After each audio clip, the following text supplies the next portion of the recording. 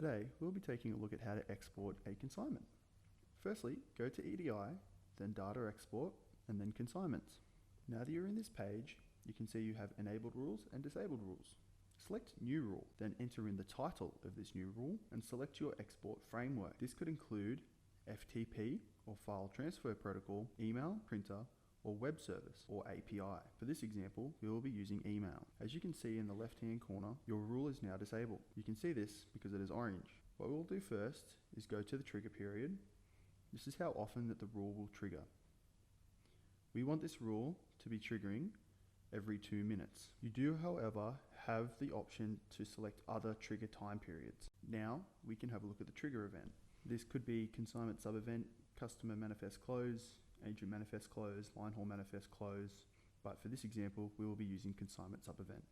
You can choose to make this rule a single export only, but in this case we will not. What we'll do is take a look at the settings for the export framework. Once this is opened, you can see that you have a range of settings, including a sending email account. You can also ensure to send these notifications to a customer sender email or a receiver email.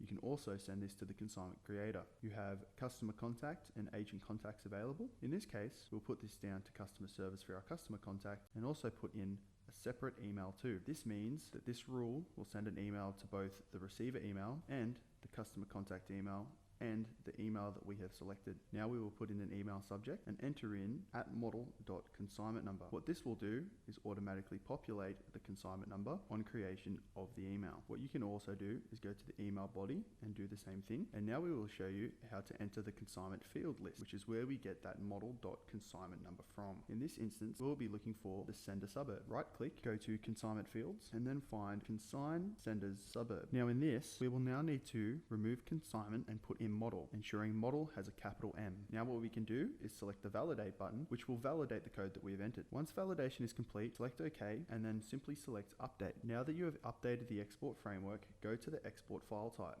You have several different file types: advanced format, basic CSV, or combined basic and advanced. If you go to the settings of any file type, you'll be able to see adjustments that can be made. For this example, we will be using basic/CSV export. Go to the settings, then what we will do is select send consignment PDF. When you select send consignment PDF, you can then update the rule and then select export file type to none. Yet this will still save send consignment PDF. So when an email is sent, the receiver will still receive a PDF of their consignment labels. You can also perform a test export and use an agent template only. In this example, we will not be doing this. Now, what we will be taking a look at is the data filter and when we want this rule to trigger. Firstly, we will enter the customer name, in this case, Unified Logistics. Then, after we do this, we will also add in a consign sub-event. We will make this consign sub-event equal created, so that when the consignment is created, this rule will trigger against any consignment that has been created with the customer name of Unified Logistics.